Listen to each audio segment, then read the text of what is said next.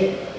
And that formed the foundation of who I am today.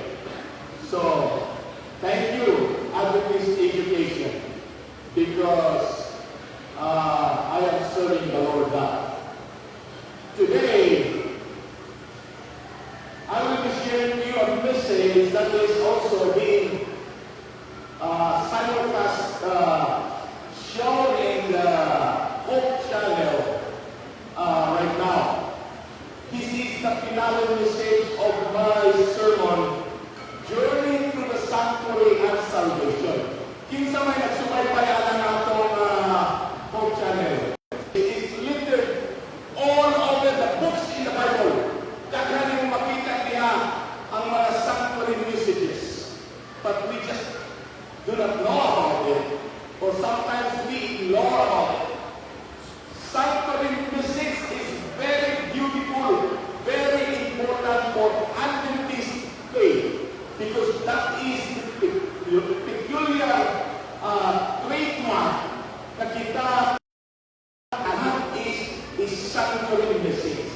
In the book of Exodus, God was asking Moses to build an ark or to build a sanctuary aron siya makikauban sa katawan. That is a sanctuary itself.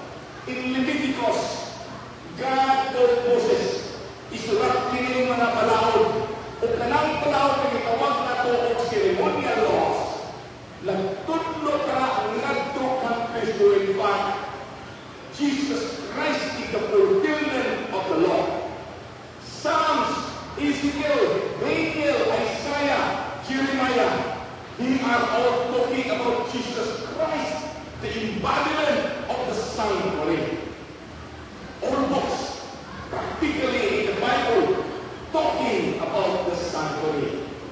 And in fact, the Bible ended up in Revelations where God, for good, triumphs over evil, and the plan of redemption becomes a reality para kanatong tanan, mga kaigsunan.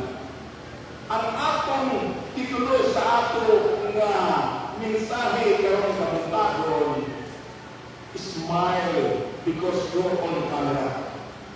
Okay? Mga kaigsunan, hindi na ito paligayan na daghan ka na ito nga malingaw kayo ang atong camera. With the technological advancement ang atong cellphone, sige tag-iwi sa atong dagway, misi-misi at tubangan nila, kung walay camera mga kaigsunan, makitan pa sa uban, unsay ikasulti nila. Di pa murag lain, pero tungod ang camera, madawat rin yung mag-iwi-iwi sa kita isa. Mag-isi-isi ang atong pabulingon, tungod kay daghan ang yung kaayo, ganahan ang magsigit o katubang sa panorama ng ulan. Among the reasons nga ganahan sila ang camera is because it is an expression of creativity. Dili na ito maligayan, labi na mga babanon, mag-create sila content kaysa ilang Facebook account, you make it a channel. So, kung sa ilang i-upload dito, malingaw naman po ng ilang mga kauban. Okay? Ikalawa, it creates connection. Kanina daw, mahilig ka iro, mahilig ka o mga pets, sige mo sila o picturean, i-upload, katopong mga mahilig diha sa mga iro o hayop, ganahan na kung palo nimo. So it creates connection and a sense of community. Kaway katulog, hindi na ito maligayan. Malingaw kita o tanaw ang atong Facebook. In fact, mga estudyante, kapalugin ko kaya akong anak, estudyante man, dinadikan nila sa eskwelahan, kaya hindi niyo nadikan, magsige nila na sila o tanaw sa ilang cellphone. Kaya ano, it's simply fun. Watching and looking at the Facebook or social media because it creates entertainment. Now, ikaw pa, dili na kumaligayan na ihimo na ka ng negosyo sa uban. In fact, sa Facebook account nila, ilang makita na pila ang kwarta ng ilang nadawag gikan lang sa advertisement. So it creates business opportunities. Sa uban, na ay nagkanta-kanta dito sa in one corner sa Pilipinas, sa Quezon City, i-upload sa YouTube, na ay ilang tingog. Unya na ay grupo sa Amerika na sikat kayo pero nawala ang ilang lead singer. Uy, itawag ang iya nga lang si Arnel Pineda. Isa kayo nakabalog ang Arnel Pineda. Daghan kayo! Nakita ka na tumutan sa mga kamera. Kung wala ang kamera, hindi siya makuntak o niya mahimong lead singer and the rest is history, mga teksunan. Pero hindi na kapalikayan na ako'y dili ganahan kanang magsigi o tunawon sa kagrad. Ako di magaganahan. Even in my Facebook na page, wala tingkay nakita na ako magalingon na akong di-upload. Kada tanaw na ako sa Bulagway, dili maglupo ka ng photogenic. Kunya, ikaduha, ang akong dagway, hapit pa yun magwapo. Una nga, dili ko ganahan magsigi o picture. So, di ko ganahan ang camera. Now, whether we like it or not, ganahan ng camera o di ka ganahan ng camera, we are on a divine sa akong pagkatao. Hantod karon tak na, but we just don't know about it. Hindi na ito makita, mga kaisyonan. Divine candid camera will even capture the very recesses of your hearts and minds. Kana palang gani imong paghuna-huna, nakuha na na siya sa camera. Pusa, mga kaisyonan, unsa man ang produkto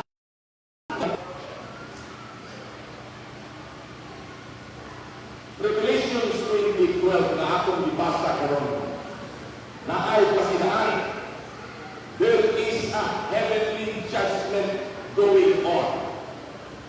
And I saw the dead. Kinsa ang histo ini si Juan na Revelador. Nakita ko niya ang mga babae, dagko o gagmay, handling ni ko na throne. O ang mga libro ni Abrihan. O naapay ko sa kalibro ni Abrihan na tinanlan o libro sa kinabuhi. The dead were judged according to what he had done as recorded in the books. Yun sa mga pag-record mga isola kung walay divine camera nga magsigi o sunod-sunod ka nato. Dili ko na mahimo kung dili na ay divine candid camera. Atong lakpitan mga kaisonan ang mensahe sa sanctuary. Ang sanctuary mabuntag o magabi na agyo'y halat na serbisyo. We call it morning and evening sacrifice. Ang masalay po ng dala sa nanap nagto sa altar of burnt offering. Siya pagkakagpoon sa usa ka saserdote, unya itulong kaniya ang usa ka kutsilyo o iya kining gulgulon kining mananap. Ato na lang pananglitan sa istoryaw na karnero o sa diha at gulgulon kining dugo pamutulong sa iya nga liho kay gulgulman pagkadagpon kini siya sa usa ka saserdote o dagpon nito sa sulod sa sanktuaryo o inisik-isik kini ngadto sa puwertahan na nagbulag nga ng pinaka palaan damit o ang palaan damit na gitawag nato ng ilo. Pag-isik-isik ka na, kanang dugo nag-isik simbolo ka na sa ato kasala. Kaya kana kapuntahan mga kaigsuunan kung kamo nag-subaybay sa ato na mga mensahe nato mga ating aglaw, si Jesu Cristo man ang kinapresentahan ang puwertahan na gitawag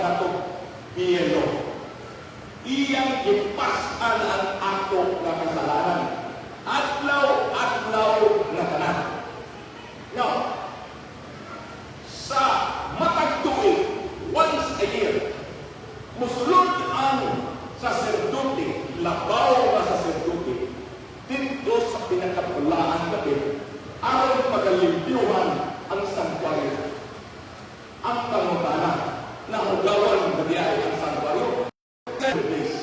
Walay Ginoong Hesus ng lagot. Dako kayo mga kaigsunan ang ilang disappointment. Okay? Kaya nga no, wala niya doon sa Ginoong Hesus. Pero sa ilang pagdoon into deeper study niya ang tulong sa Diyos, ang ipasakot niya ay ang responsibility aron dili kita musityak mga kaigsunan sa pagbalik ni Ginoong Hesus. Kaya nga no, kinila ko yung before, it talks about judgment for all people, mga kaigsunan. So divine camera has been there since the very first people wandered here on earth. Sa panahon pa lang ni Adan o ni Eva, tuwa na ang divine judgment camera, mga kaigsunan.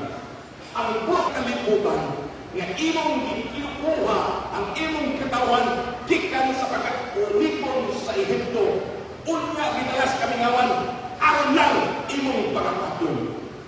Kusa ang kaigsunan, hanap palhi ang mga hula sa Diyos ngadto sa iyang katawan. Wait, mga kaigsunan, di ba Ephesians 2:8 kadaingon, we are not saved by works, but we are saved by grace. Pinaagi sa atong pagtuo. Yes, mga kaigsunan, we are saved by grace. But we are judged by our works, which is found in Romans 2:6. Daniel 7:9 ang kailangan, as I watch, thrones were set in place. Eternal God, or in other version of the Bible, they call it Ancient of Days. Lain na pangalan sa ato na Diyos. Took his seat. Nilingkod siya sa iyang trono, mga kaigsunan. His clothes were white as snow. The hair of his head was like wool. His throne was blazing with fire. And the flames will all around its wheels. A river of fire was flowing. It was coming out from in front of God. Thousands and thousands of angels served him. Millions of them stood in front of him. The court was seated. The books were open. Ang Ginoo, mga kaigsunan, nilingkod sa iyang trono. Unya, dito sa iyang paglingkod, i-describe ang iyang kaugalingong na siya ang Diyos nato ang ilagaran o ang libro iabuyan. Kaya ano? Takna sa paghukom, mga kaigsunan. Now, padayon na to. Daniel 7:13 and 14. In my vision kini pananaw ni John the Revelator. Vision at night I looked, and there before me was like the Son of Man. King Saran, Son of Man, my dominion is everlasting dominion that will not pass away, and his kingdom is one that will never be destroyed. Ipahinungkuman kita, mga kaigsunan, kung kinsa na ang Diyos, ang atong Diyos na kilagaran, mao ang hari, King of Kings, Lord of Lords, si Hesus Kristo, o ang iyang ginarihan, dili na gyud papapas. Kay his kingdom is everlasting. The Ancient of Days, i-describe mga kaigsunan, took his seat. Jesus Christ approached, ihatag kaniya ang tanan, gahom, maya, o ang iyang ginarihan. Yabrihan ang mga libro o ready na for examination. Mga kaigsunan, giingon din the books are open.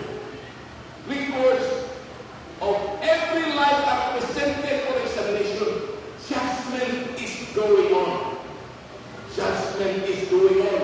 Karon, mga kaigsunan, gihukman na kita. And it begins with God's family. Kinsa man God's family, ikaw o ako, nga nagatuo nga si Kristo, mga matong Diyos. Kung ikaw, Disagree niya ng mga kaisunan, niluka na. Hukman na kagaroon. Hindi sa kagaroon, yung ako. Now, magulang ka hukman, kaubal sa kagalapan, dito ka, sigurado ka sa kamatayon mga kaisunan. Bosa karon ang paghukom. Dili ka to angay ikabalaka. Dili ka to angay ikahadlok mga kaisunan kung kita nagtutup ng Kristo. Now, judgment to those who profess to know Christ mga kaisunan and judgment of those wicked are two separate events. Two separate times. Inungduman ako. Ayaw paghulat sa paghukom na kanang muabot na si Kristo. Kaya ang paghukom niya ng pag-abot ni Kristo, paghukom na kanas mga dautan. Karon ang paghukom na itabo sa mga nagtuo kang Kristo. Kaysa iyang pag-abot, panghatag na kana sa gantimpala mga kaisunan. Panghatag na kana sa reward o manggani iyang pagkakuhaw ng katong mga matinumbanon, magkaroon. Kay ila nang madawat ang kinabuhi ng walay katapusan. First Peter 4:17 na kaingon, for it is time for judgment to begin with God's household. In other version, God's people. And it begins with us. Wala kayo, it will begin with us. It begins with us. Karon na ikabuta. And what will be the outcome for those who do not obey the gospel of God? It begins with us. We are the followers of Christ. Mga kaisunan. Anybody that is not written in the book of life will surely be thrown in hell, where there will be weeping and gnashing of teeth. Kanina mong weeping and gnashing of teeth, makaluluoy kini kaayong na senaryo. Kay ang tanan ng God na mga phrase na iyong makita sa Biblia that carries this statement, weeping and gnashing of teeth, ginigod maayo ang sangkutanan. Kay they were thrown in the furnace of fire. Dosa, ako yung iampo sa Diyos na dili na makaupan ni atong mga tao na they will be weeping and gnashing of teeth mga kaisunan. So, unsa man ang mga libro sa langit, atong pagkatunan ang tulong ng mga libro na ihihisgutan. Before I formed you in the womb, I knew you. Before you were born, I set you apart. Jeremiah 1:5. The books of God, mga kaisunan, they are God's digitates of every word, every being of our lives. Tanan atong guna-guna, atong ginalito, atong ginalihok, naaalala sa libro nga dito sa langit. Wala ko'y lusot mga kaisunan ang atong binuhatan. Bisag ka na magtagok-tagok kita para dili lang makita na naghimot na dautan. Walay lusot kay tuwa dito. Sige ka tagok-tagok. Pero ang kanila sa Diyos tuwa dito bantang ay nagway. Klaro kayo mga kaisunan. Bisag gamit sa ino palang guna-guna nakita o nabasa na sa Diyos, nag-record na in the books in heaven. God will expose our true intentions behind our actions. Makita na ito mga kaisunan. Dili nila mga taliban.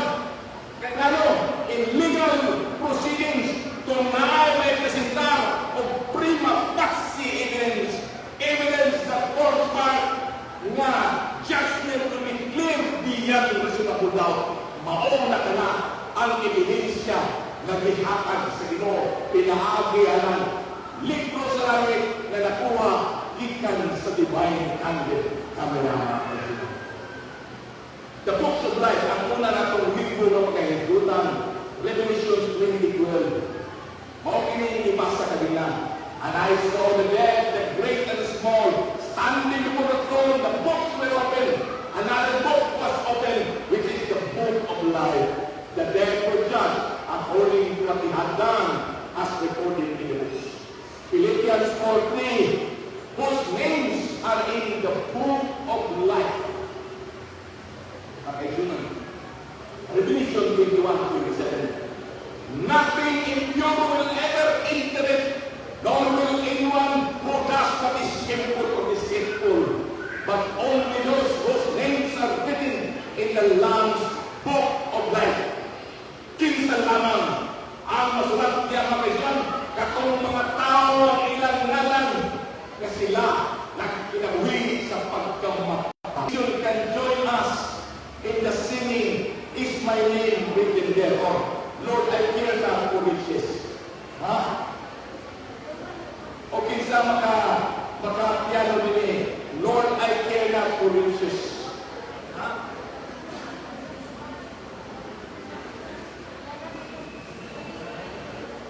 Okay, thank you, sister.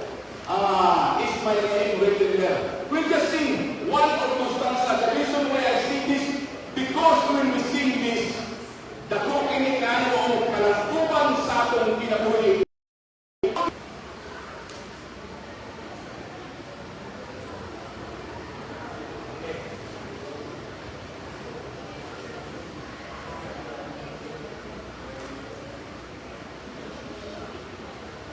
All right. Lord, I care not for riches, okay?